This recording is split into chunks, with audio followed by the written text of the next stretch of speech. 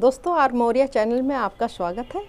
और आज की जो टॉपिक है दोस्तों बहुत ही स्पेशल है और सबके लिए है। Hair loss, hair fall means बाल का झड़ना और बाल का गिरना। और ये प्रॉब्लम हर घर में है, लगभग हर व्यक्ति को है, चाहे वो महिला हो, पुरुष हो, बच्चे हों, जिस भी उम्र के हों, ये बीमारी, ये प्रॉब्लम हर किसी में है। दोस्तों अगर साधारण बाल ऐसे झड़ रहे हैं तो बहुत परेशान होने की ज़रूरत नहीं है, क्योंकि अमेरिकन एसोसिएशन ने, जो हेयर फॉल एसोसिएशन है, उन्होंने ये बताया है कि अगर 100 बाल प्रतिदिन गिरते हैं मीन झड़ते हैं तो ये नॉर्मल होता है। इसके लिए परेशान होने की ज़रूरत नहीं है, क्योंकि ये टूटना लाजमी है। बहुत सारे ऐसे कारण होते हैं जिसमें बाल का टूटना ज़रूरी भी है और जायज़ भी है, इसके लिए परेशान होने की ज़रूरत नहीं है। लेकिन हाँ, अगर बाल बहुत ज़्यादा गिर रहे हों या टूट रहे हों तो इसमें परेशान होने की ज़रूरत है, क्योंकि बाल ही सुंदरता का सबसे बड़ा साधन है दोस्तों। और बिना केशुओं का चाहे आप जितना सज लें, संवर लें और जितना भी अच्छे कपड़े पहन लें, सुंदरता दिख नहीं सकती। और इसके ना रहने से सब कुछ बहुत ही धुंधला हो जाएगा, अधूरा रह जाएगा। तो दोस्तों पहले हम जानते हैं कि ये बाल टूटता क्यों है, झड़ता क्यों है। तो पहले दो चीज़ समझिए कि एक होता है बाल का झड़ना, दूसरा होता है बाल का टूटना। एक होता है हेयर लॉस, दूसरा होता है हेयर फॉल। तो दोस्तों अगर हेयर फॉल हो रहे हैं, अगर टूट रहे हैं, गिर रहे हैं, तो ये निकल आते हैं। ये बहुत बड़ी चीज़ नहीं है, बड़ी आसानी से इसको ठीक किया जा सकता है। ऋतुओं के बदलने के बाद भी ये ऑटोमेटिक ठीक हो जाते हैं। बहुत सारे ऐसे भी कारण होते हैं जिनके कारण ये ज़्यादा टूटने लगते हैं। लेकिन अगर हेयर लॉस हो रहा है तो यह चिंता करने का विषय है, क्योंकि जब हेयर लॉस हो जाता है तो वो कभी वहाँ से दोबारा बाल नहीं निकलता, क्योंकि वहाँ की जो स्कैल्प की जो रोम होते हैं, छिद्र होते हैं, उस पर एक परत बन जाती है और इतनी मोटी परत बन जाती है कि जिसके कारण से बाल निकलना भी चाहे तो इतनी स्ट्रांग नहीं हो पाते। दूसरी बात ये हो जाती है कि बालों के जड़ में भी कुछ कमजोरियाँ आ जाती हैं और वो कमज़ोर हो जाते हैं, जिसके कारण से वो पुनः निकल नहीं पाते। अब दोस्तों जान लेते हैं कि हेयर फॉल क्यों होता है, हेयर लॉस क्यों होता है। तो महिलाओं में तो बहुत सारी प्रॉब्लम्स है। पहली चीज़ होती है कि जो बर्थ कंट्रोल करने के लिए जो पिल्स यूज़ करते हैं, मीन्स जो बच्चों में अंतर रखने के लिए या बच्चों में बच्चे ना आए, ऐसा जो साधन अपनाते हैं, जो पिल्स अपनाते हैं, तो उसके कारण भी हेयर फॉल होता है। दूसरी चीज़ होती है दोस्तों कि मॉल न्यूट्रिशन, मतलब कुपोषण।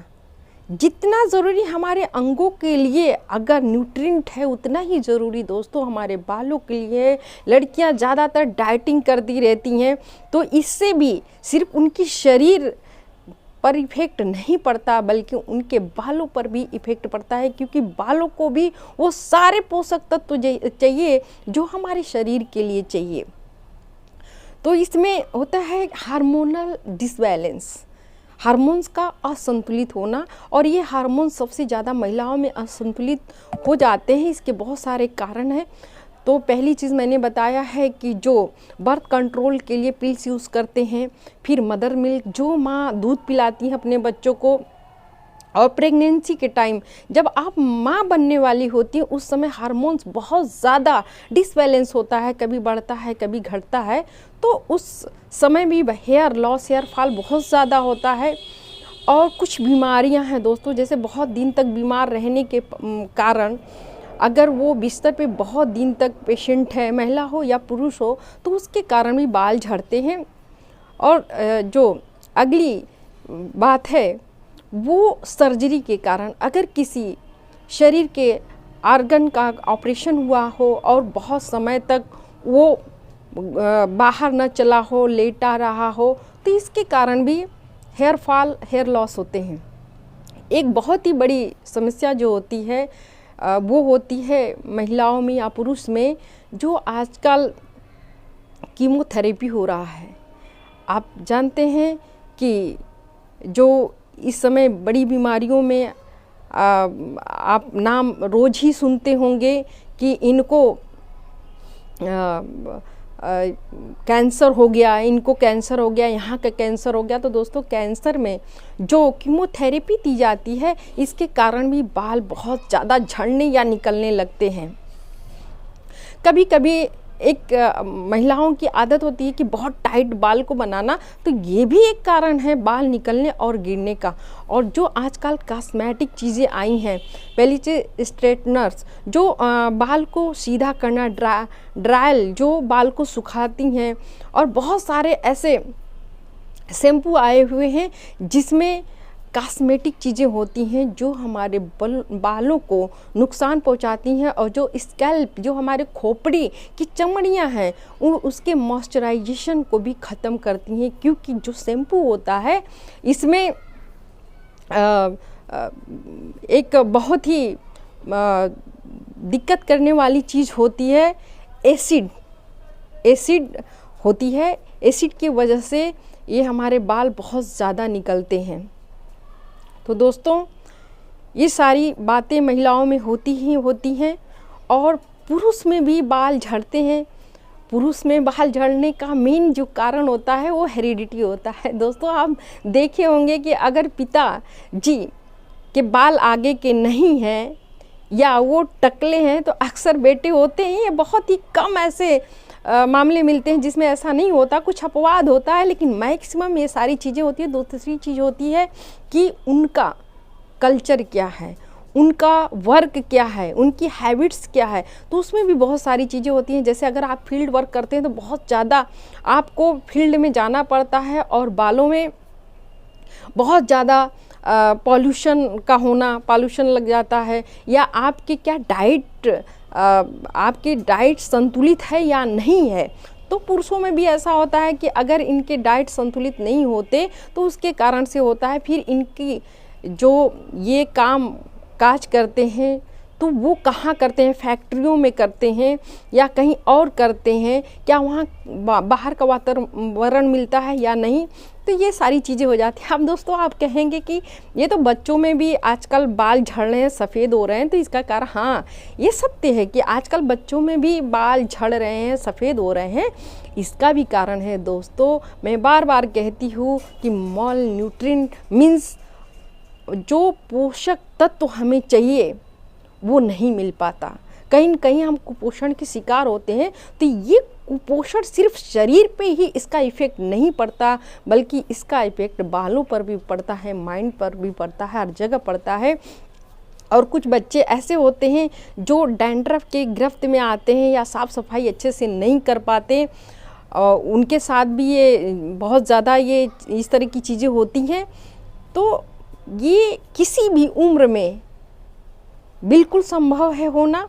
इसके लिए बहुत सारी चीज़ें हम कर सकते हैं। यार, मैं आपको एक चीज़ बताऊं दोस्तों, कि जो हेयर लॉस होता है ये कभी दवाइयों से ठीक नहीं होता। इसको सुधारा जा सकता है लेकिन ठीक नहीं होता। इसको एलोपेशिया अरेटा कहते हैं, और इसमें मैंने पहले भी मैं बता चुकी हूँ कि किस तरह से उस पर एक परत पड़ जाती है, और कारण होता है कि फंगल इन्फेक्शन या बैक्टीरियल इन्फेक्शन। इन कारणों से भी बाल का जो केशु होते हैं उनका क्षरण होता है, लॉस होता है, और वो बहुत ज़्यादा गिरने लगते हैं। तो दोस्तों, पहली चीज़ कि अपने खाने पीने का सुधार करना चाहिए। हमें सिर्फ ये सोचकर नहीं खाना चाहिए कि हम खा चुके हैं, हमारा पेट भर चुका है, बल्कि बालों के लिए भी सोचना चाहिए। और बालों में सबसे ज़रूरी जो चीज़ होती है वो होती है विटामिन ए, विटामिन ई और प्रोटीन की मात्रा होनी चाहिए। तो इसके लिए ज़रूरी है कि हमें पत्तेदार सब्जियां खाना चाहिए। आप जानते हैं, पालक में जितनी भी पत्तेदार सब्जियां होती हैं, इसमें एक अलग तरह का तत्व मिलता है जिसको सीबम कहते हैं। और ये हमारे जो स्कैल्प होते हैं, जो खोपड़ी की चमड़ियाँ होते हैं, उसमें मॉइस्चराइजेशन का काम करती हैं, उसको हेल्दी बनाने का काम करती हैं। और जो कभी भी किसी कारण से या फंगल इन्फेक्शन हो या तो बैक्टीरियल इन्फेक्शन हो, किसी कारण से या बहुत ही आप तापमान में काम करते हैं तो बर्निंग कंडीशन हो, तो उसमें स्वेलिंग हो जाती है ऊपर की स्किन में, स्कैल्प के ऊपर की स्किन में। तो इसको भी ये साफ करने और उस सूजन को कम करने का काम करता है। तो बहुत ही ज़रूरी है हमें सलाद का सेवन करना और पत्तेदार सब्जियों को खाना। इसलिए मैं अपने एक बहुत पहले वीडियो बना चुकी हूँ और उसमें मैंने बताया है, आप अपने घर की खुद डॉक्टर हैं, कि कैसे शेड्यूल बनाते हैं खाने का। ज़रूरी नहीं है कि रोज़ हम पकवान खाएं, ज़रूरी ये है कि अपने शरीर के लिए, अपने परिवार के लिए, जितने उम्र के लोग हैं उनके लिए किस तरह का डाइट हमें प्रोवाइड करना है, हमको देना है, और जिससे हम पूरी तरह शरीर हो या फिर हमारे बाल हों, सबको हम स्वस्थ रख सकें। दोस्तों, इसमें अगर हम कहें तो पेशेंट बहुत सारे आते हैं, हम लोग से शिकायत करते हैं, देखते भी हम लोग। और इसका ट्रीटमेंट जो एलोपैथ में होता है, यही होता है कि अगर उसकी हिस्ट्री पूछ ली जाती है और देखा जाता है उसको, इसमें कोई बहुत बड़ी जांच कराने की ज़रूरत नहीं पड़ती है, सिर्फ इसको अच्छे से देखा जा सकता है और हिस्ट्री पूछा जा सकता है। तो बहुत पेशेंट ऐसे आते हैं जिनको फंगल इन्फेक्शन होता है, जिसके कारण से बाल इनके बहुत ज़्यादा लॉस हो रहे हैं, बहुत ज़्यादा टूट रहे हैं, गिर रहे हैं। तो ऐसे में एंटी फंगल दवाओं का हम उनका पूरा कोर्स चला देते हैं और कुछ ऐसे शैम्पू और साबुन देते हैं जिसमें बहुत ज़्यादा एसिड की मात्रा ना हो और वो मॉइस्चराइजेशन का काम करें, वो बालों को बहुत हेल्दी बना सके। दूसरी चीज़ होती है दोस्तों कि जो पुरुष वर्ग है उसमें एक टैबलेट्स देते हैं जिसको प्रोपेशिया कहते हैं, लेकिन इससे आराम तो होता है, मीन्स इसका प्रभाव तो होता है, लेकिन बहुत बड़ा इससे साइड इफ़ेक्ट भी होता है। तो दोस्तों, कभी भी ऐसे दवाओं का या एलोपैथ की दवाओं को बहुत लंबे समय तक यूज़ नहीं करना चाहिए, कहीं ना कहीं इसका साइड इफ़ेक्ट होता है। इसलिए हमेशा हर्बल चीज़ों का यूज़ करना चाहिए, प्राकृतिक चीज़ों का यूज़ करना चाहिए और घरेलू चीज़ों का, आयुर्वेद की चीज़ों का यूज़ करना चाहिए। ये अगर आपके लिए उत्तम नहीं है तो ये आपको कोई परेशानी या और ज़्यादा बीमारी को फैला नहीं सकते, ये बहुत ही सुरक्षित होते हैं। दोस्तों, हम आपको बताएं, होम्योपैथ में बहुत सारी दवा कहते हैं कि है, खैर वो थोड़ी सुरक्षित होती है, लेकिन अगर घरेलू इलाज में आपको बताऊं कि आपको करना क्या है, एक तरफ तो आपको मैंने बताया कि आपको खाना पीना कैसे, शेड्यूल कैसे बनाना है। दूसरी चीज़ होती है कि आप जो तेल लगाते हैं, तेल का मालिश करना है स्कैल्प में बहुत ही ज़रूरी, क्योंकि वहाँ के जो छिद्र होते हैं उसको वो साफ़ करता है, बाल जो होते हैं, जो उनकी जड़ें होती हैं उनको मजबूत करता है, हेल्दी रखता है, और छोटे मोटे जो भी इन्फेक्शन कैरी हो रहे हैं, लग रहे हैं, तो उसको ठीक करता है। जो उसमें स्वेलिंग आ रही है उसको भी वो ठीक करता है।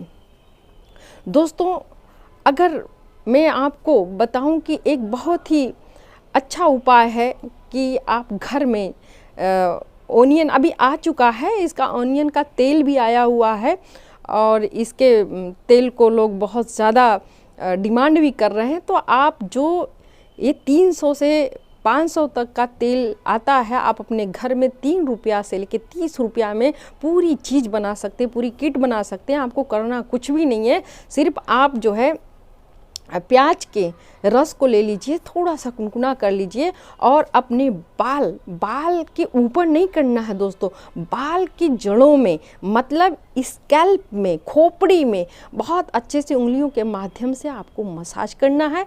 अगर आप अकेले हैं तो ठीक है, परिवार है, कोई और साथ में है तो आप उसकी मदद ले सकते हैं। सप्ताह में 2 बार आपको ऐसे करना है, तो हम बहुत ज़्यादा से ज़्यादा हेयर फॉल और हेयर लॉस से बच सकते हैं, उसकी पूरी तरह से बचाव कर सकते हैं। दोस्तों, और एक चीज़, हम तेल तो लगाते हैं, तेल लगाना भी ज़रूरी है, इस सप्ताह में 2 बार तेल लगाना अति आवश्यक है, लेकिन इसकी सही जानकारी हमें नहीं है। हम क्या करते हैं, जब शैम्पू कर लेते हैं तो तेल उठाते हैं और बालों में लगा लेते हैं। बिल्कुल बाल में लगाने की ज़रूरत नहीं है। तेल को हमेशा अपने केशों के, अपने जो हेयर हैं उनकी जड़ों में लगाना है, और जड़ों में लगाना है उसको उंगली के माध्यम से पहले मसाज करना है। मसाज करने के बाद कम से कम 4 से 6 घंटे, या अगर आपके पास टाइम है तो आप 20 to 24 आवर्स रख सकते हैं। इसके बाद शैम्पू करिए। शैम्पू करने के बाद आपको तेल नहीं लगाना है, तेल का मसाज करने के बाद आपको शैम्पू लगाना है। इस चीज़ का ध्यान रखिए। ऐसे बहुत सारे तेल आए हुए हैं, कोई कहता है अरगेंडी, कोई कहता है कुछ, लेकिन जो आपको पसंद है, जो आपको सूट कर रहा है, उस तेल का ही यूज़ करना चाहिए। बस एक चीज़ देखना चाहिए कि किस तेल में विटामिन ए और विटामिन ई की मात्रा अधिक होती है।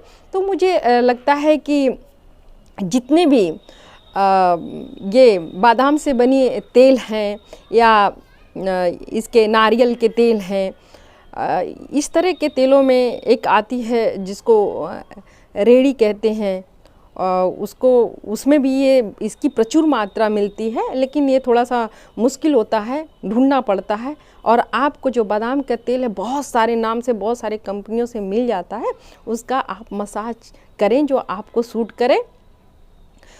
और आपको इधर उधर भागने की ज़रूरत नहीं है दोस्तों। आराम से, इत्मीनान से अपने डाइट का ध्यान रखें और इस तरह से अपने बालों का आप ध्यान रखें, अपने केशों का ध्यान रखें। तो मुझे पूरी उम्मीद है कि आप हेयर लॉस से बच जाएंगे। अगर फॉल होता है, कभी कभी मौसम चेंज होता है तब भी हेयर फॉल बढ़ जाते हैं। जैसे अगर गर्मी से सडन हम ठंड के तरफ आते हैं तो बालों का झड़ना बढ़ जाता है। कारण होता है कि हम अपने बालों को देर में शैम्पू करते हैं या ढके रहते हैं, वो देर तक मुड़े होते हैं, या उन पर भी मौसम का असर पड़ता है। तो ऐसे में घबराना बिल्कुल नहीं चाहिए। अगर आप इन सब चीज़ों को करते हैं, इन प्रोसीजर को करते हैं, तो आपको किसी हॉस्पिटल में और बार बार यहाँ वहाँ भागने की ज़रूरत नहीं है। हाँ, अगर आपके बाल बहुत तेज़ कम समय में गिर रहे हैं तो आपको डॉक्टर से ज़रूर मिलना चाहिए और उनसे ज़रूर कंसल्ट करके उसके बारे में बताना चाहिए और उसका कुछ समय तक के लिए इलाज करना चाहिए। लेकिन इलाज से बेहतर होता है कि आप पहले से ही उसका ध्यान रखें, केयर करें। और दोस्तों, मुझे उम्मीद है कि बहुत सारी बातें आप समझ गए होंगे, और इसके लिए और ऐसी वीडियो देखने के लिए आप आर मौर्या चैनल को सब्सक्राइब करना ना भूलें यार। और आप लोग ज़रूर इसको लाइक करें, शेयर करें, लोगों को बता सकें, और एक नहीं कई लोगों का इससे कल्याण होगा। और मेरी यही कामना रहती है कि आपके कल्याण के लिए, आपके सुंदरता के लिए, आपके सेहत के लिए मैं ऐसे ही वीडियो बनाती रहूं और आपको पहुंचाती रहूं, और आप ऐसे देखते रहें। इसके लिए बहुत बहुत हृदय से धन्यवाद।